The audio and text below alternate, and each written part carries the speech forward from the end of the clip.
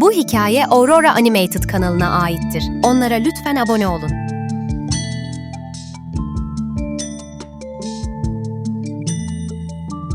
Hay anasını! Yine başlamıştım. Kıpırdanıyor, parmaklarımı masaya vuruyordum. Ne kadar bastırmaya çalışsam da içimdeki dürtü beni esir alıyordu. İçimdeki farkındalık bozukluğum alevleniyordu ve Mandy'nin gözleri üzerimdeyken 1000 kat daha kötü hissediyordum. Hayrola fırıldak, yine mi kıpır kıpırsın? Gittiğim her yerde Mandy vardı ve hayatımı zindana çeviriyordu.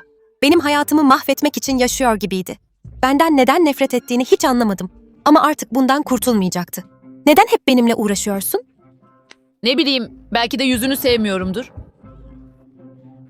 Ay, galiba fazla hareketleniyorum. Bu dürtüsel miydi? Kesinlikle. Ama bunu hak etmişti. Mandy'nin uslu duracağını hiç düşünmemeliydim. Onu utandırdığım için benden öcünü alması gerekiyordu. Ve beni canımın yandığı yerden vurmanın yolunu iyi biliyordu. Tüm okulun önünde konuşmaya zorlayacaktı. Bugün yuvamız okulumuza uzun yıllar hizmet etmiş müdür O'Connor'ı emekliliğe uğurluyoruz. Okulumuzun ona armağanı, canı gibi sevdiği bu tablo. Tabloyu açmadan önce özel bir konuğumuz var. Arabella Johnson, sahneye alalım. Konuşma yapma fikri kalbimi durduracaktı. Herkesin önünde mi? İmkansızdı. Yerimde duramıyor, sürekli kıpırdanıyordum. Nefret etmiştim. Yüzümün kızardığını hissediyordum. Sevgili arkadaşlar ve Müdür O'Connor. Mandy önde sırıtarak oturuyordu. Alnına eziksin işareti yaptı. Etrafta gülüşmeler yayıldı. İşte o an içimde bir şeyler koptu. Dayanamadım. Şişeyi kaptığım gibi Mandy'ye doğru fırlattım ama... Evet, gidip müdüre çarptı. Onca insan arasından onu mu vurmuştum? Dona kaldım. Beynim hızla çalışmaya başladı. Kaçsam mı, özür mü dilesem? Ama tökezledim. Sonra bir baktım, yangın alarmı çalıyor ve üzerimize sular yağıyor. Tam bir kaos. Her yerden sular fışkırıyor, öğrenciler bağırarak kaçışıyordu. Bense sırılsıklam dona kalmıştım. Tabii ki becerikli ben, kürsüyü de devirdim. Ama en kötüsü müdürün arkasındaki tablonun gürültüyle yere düşmesiydi. Emeklilik hediyesi olan o tabloyu mahvetmiştim. Hiçbirinin olmasını istememiştim ama nedense hep böyle oluyordu. Müdür O'Connor beni direkt ıslah evine göndererek cezamı kesti. Sadece bu da değildi. Annem ve babam çok kızgındı. Çıktıktan sonra taşınacağımızı söylediler. Sanki bu bir şeyi çözecekmiş gibi. Açıklamaya çalıştım ama dinlemiyorlardı bile. Senden utanıyoruz modundaydılar. İslahane zordu. Yatak betondan farksızdı. Yemekler kötüydü. Üniforma desen ayrı dert. Her şey berbattı. 3 ay orada kalmak zorundaydım. İlk günden beynim durmuyordu. Yerimde duramıyordum. Sadece bir kerecik olsun uslu durmak istiyordum ama hayır.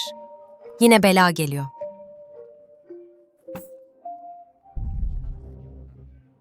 Tırsak, kayboldun mu sen? Tabii ki beni hedef alacaklardı. Ne o, dilini mi yuttun yoksa havalara mı girdin? Eskiden olsa yumruk atardım ama başımı belaya sokmak istemedim. Bugün olmaz. Hayırdır, kıskançlık krizine mi girdiniz? Güzel bir kız geldi diye kudurup duruyor musunuz? Zeyn, sen karışma. Ay, kusura bakma, biraz gergin mi hissettin? Yani ben de tırsardım rakibimin ağzında sağlam dişleri varsa. Bir de sen bit yuvası saçlarınla, belki ona laf atmadan önce temizliğine baksan iyi olur. Hadi gidin artık. Neyse, deliler. Yeni gelenlere bulaşmayı severler, takma kafana. Beni tanımıyordu. Kendini bile tanıtmadı. Ama bir şekilde kaybolmalarını sağladı. Ve sen? Zeyn ve hayır senin okuluna gitmiyorum. Ama laf hızlı yayılır buralarda. Okul toplantısını felaket filmine çeviren kızı herkes duydu. Tabii ki. İtibarım da beni buraya kadar takip etti. Mükemmel. Evet, aslında plan tam olarak bu değildi. Hiçbir şey lay lay lom değildir. Ama buranın seni harcamasına seyirci kalabilirsin. Ya da burayı nasıl kendi çıkarına kullanacağını öğrenirsin. Sana burada nasıl kendini koruyacağını gösterebilirim. Neden yardım etmek istiyorsun? Merak ettiysen söyleyeyim, bende de dikkat eksikliği var. Beklediğim bu değildi ama mantıklı geldi. Bizim evde, Iowa'da. Beni yola getirmeye çalıştılar ama ben kendi kendime öğrendim. Biz arıza değiliz, sadece bambaşka çalışıyoruz. Zeyn işleri nasıl yöneteceğini bilirdi. Bana hayatta kalmayı öğretti. Umursamamak değil, umursamıyormuş gibi görünmekle ilgiliydi. Bir gün daha ve kurtuluyordum. Ama sonra onları gördüm. İlk geldiğimde bana bulaşmaya çalışan o kızlar Şimdi zavallı bir çocuğun etrafında köpek balıkları gibi dönüyorlardı. Sorun ne pısırık? Elbette müdahale etmem gerekti. Ayol, siz ne iyi kalpli insanlarsınız. Şuradaki ufaklığımla ilgilendiğiniz için sağ olun, var olun. Hep birlikte sarılalım, sizler bir tanesiniz. Bence kesinlikle el ayak bakımı yapmalıyız. Kız kıza toplanıp yatalım. Ne dersiniz bu işe? Sana ne oluyor ya? Bugün size karşı içimde böyle kocaman bir sevgi hissediyorum. Doğru, hadi koş. Gülüm büyüdü de serpildi. Daha ıslahtan burnum yeni çıkmıştı ki. Hop, yeni okul, yeni tipler. Ama bu sefer pabucumun eriydim. Kimse bana yan bakamazdı. O grup bu grup derken yürüdüm geçtim. Kızlar dolapların dibinde kıkır kıkırdı. Serseri olanlar spor salonunun orada at koşturuyordu. Bazıları şöyle bir göz ucuyla kestiler beni. Ama çıt yok. Sonra Blake çıktı ortaya, sanki okul babasının malı. Okulun prensi, yıldız atlet, tam bir ukala abidesi. Ah, bu çocukla uğraşmak fena olmayacak. 2 hafta içinde Blake beni çileden çıkarmayı kendine iş edindi. Blake her yerdeydi. Koridorda sinsi sinsi gülüyor. Öğle yemeğinde sırıtıyor. Sahada bile peşimi bırakmıyordu. Her seferinde sallamadım ama laftan da anlamadı. Ama bugün artık canıma tak etti. Tatlım. Bana o lafları etme. Artık sadece burnu havada değil, bildiğin garipti. Neyin nesi olduğunu çözemedim ama o durmadan gözlerini kırpıştırması, sanki üzerindekileri yırtacakmış gibi çekiştirmesi. Fena halde sinirimi bozuyordu. Artık tahammülüm kalmamıştı. Buna bir dur demem lazımdı. Şöyle çat diye bir fırlattım. Tam da can alıcı noktasına denk getirdim. O da sonunda tüy gibi uzaklaştı. Sanki hiç acımamış numarası yaptı. Biliyordum ki bu onu benden ebediyen uzak tutacaktı. Daha birkaç güne kadar yeni gelen yabancıydım. Şimdi ise Blake'i haddini bildiren efsane olmuştum. Arabella, Blake'le kavga etmişsin. Resmen olay yani. Bayılıyordum bu işe. Hakkımda konuşulması, hayranlık duyulması. Hoşuma gidiyordu. Beynim her zamankinden daha çok uğultu yapsa da o olaydan sonra yüzüme bile bakamadı. O günden sonra Blake değişti. Tek başına antrenman yapıyor, sessizce yürüyordu. Kendi halinde takılıyordu. Blake ağlıyordu. Hey, iyi misin? Evet, ben iyiyim. Ha şöyle ezik deyip basıp gidebilirdim. Ama içimden bir ses dur dedi. Ne oluyor bakalım? Her şey işte. Okul ve ailem. Yetişemiyorum.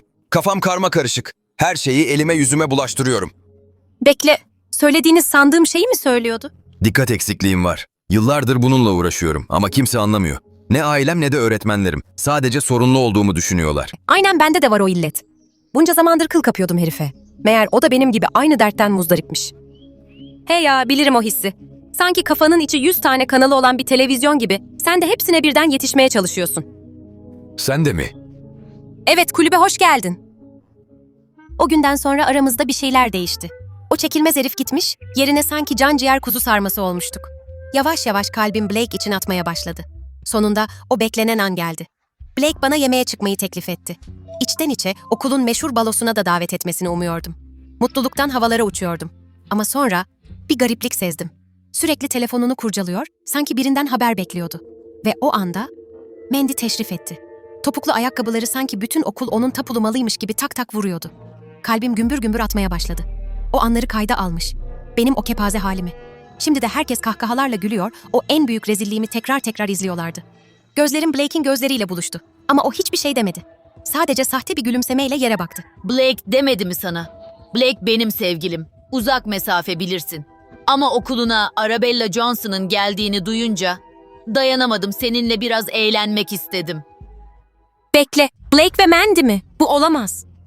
Şu Blake gibiler mi? Senin gibi kızlara bakmazlar. Sadece seninle oynadı. Hadi canım Arabella, gerçekten yuttun mu? Onun gibi erkekler senin gibi delilere bakmaz. Nefesim kesilmişti. Sadece videoya değil, bana gülüyorlardı. Benim sandığım şeye gülüyorlardı. Ben onlar için sadece bir eğlenceydim. Ertesi gün evde kalmalıydım ama illaki okula gidip Mandy'nin yaydığı o pis dedikoduları duyacaktım.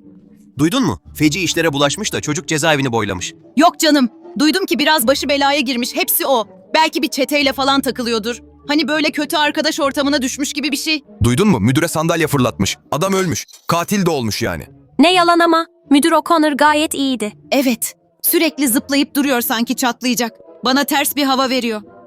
Nereye dönsem aynı nakarat. Herkes beni parmakla gösteriyor, fısıldıyor. Sanki her şeyi biliyorlarmış gibi. Blake, Mandy'nin ne numaralar çevirdiğini biliyordu. Ama şimdi yüzüme bile bakmıyordu. Sanki umurumdaydı. Ama ona güvenmiştim. Ve bu içimi acıtıyordu. Buradan toz olmam lazımdı. Annemle babamın okulda olanları duyup yine hayal kırıklığına uğramasına ramak kalmıştı. Kaçmalıydım. Iowa'ya. Zane'in şimdiye kadar ıslahtan çıkmış olması lazımdı. Beni anlardı. Ama dışarı bir adım attım ki bir sürpriz beni bekliyordu. Zane, senin burada ne işin var? Bir hafta önce çıktım. Halini hatırını sorayım dedim. Yoksa kaçıyor musun? Ben sadece normal olmak istiyorum Zeyn. Aklım hiç durmuyor. Her şeyi batırıyorum. Sadece normal olmak istiyorum. Normal dediğin hikaye Arabella. Olmadığın biri gibi davranmak için kasma kendini. Bırak kendini. Doğrusu duymak istememiştim ama haklıydı. Başından beri kendimle savaştım. Her zaman çetin ceviz olmak zorunda değilsin. Ne yaparım bilmiyorum. Önce sen ol. Gerisi hallolur. Belki de mış gibi yapmayı bırakmalıyım. Gerçekte kim olduğumu bulma zamanı geldi. Teşekkürler Zane. Her şey için. Her zaman psikopat. Tam da farkımı ortaya koyayım dediğim gece tabii ki annemle babam burada gözetmen olarak gönüllü olmuşlar. Bunu yapmak zorundaydım. Daha önce topluluk önünde konuşmak başımı belaya sokmuş olsa da dedikodular duydum. Görünüşe göre ben Evet, anne babacığım. Gençler böyle şeyler söylüyor bu aralar. Dürüst olsam, keşke o kadar ilginç olsam. Evet, ıslah evine gittim. Sürekli pot kırıyorum. Yerimde duramıyorum. Fevri davranıyorum. Ama bu beni ucube yapmaz. Bu beni ben yapar. Ve sonunda bununla barıştım. Hepsi bu. İstediğinizi düşünün. Ama ben kendi hayatımı bile zor idare ederken bırakın da bir suç dehası olmayayım. Nihayet içimi dökmüştüm. Annemle babam kendilerine geldiklerinde bir fırça yiyeceğimi sandım. Ama bana gururla bakıyorlardı. Cesaret işiydi bu Arabella. Seninle gurur duyuyoruz. İyi iş çıkardın evlat. Keyfine bak. İhtiyacın olursa buradayız. İlk defa ailem benim tarafımdaydı. Ama gece henüz bitmemişti. Arabella, konuşmamız lazım. Blake yapma. Ona hiçbir şey borçlu değilsin. Hayır Mandy, kes şunu. Beni kontrol edemezsin. Seni kontrol etmek mi? Ciddi misin sen? Seni önemsediğini mi sanıyorsun? O sadece seni perişan edecek bir manyak Blake. Seni iyileştiren bendim. Hatırladın mı? Biliyor musun Mandy, zavallısın. Ben iyiyim. İyileşmeye ihtiyacım yok. Vay be! Blake'in Mandy'ye karşı çıkabilecek cesareti olduğunu bilmiyordum. Etkileyici. Affet beni Arabella. Bayağı bir eşeklik ettim. Hiçbirini hak etmedin sen. Ben sana fena halde tutuldum. Artık kendi yolunu çizecek dostum. Vay anam. Hayatım tam bir romantik komediye mi dönüştü? Tamam, ateşkes. İkiniz de durun. Aranızda seçim yapmıyorum. İkiniz de benim arkadaşımsınız, tamam mı? Daha bitmedi Arabella. Kazandın mı sanıyorsun? Sen bir hiçsin. Buraya ait olmayan bir ucubesin. İşte bu kadar. Her şey gerçekten bitmişti. Hadi bakalım. Şimdi ikiniz de benimle dans edin. Yaygara falan istemem. Bazen acayip olmak zayıflık değildir. Millet bize deli diyebilir. Ama dürüst olalım mı? En kral insanlar zaten hep böyledir.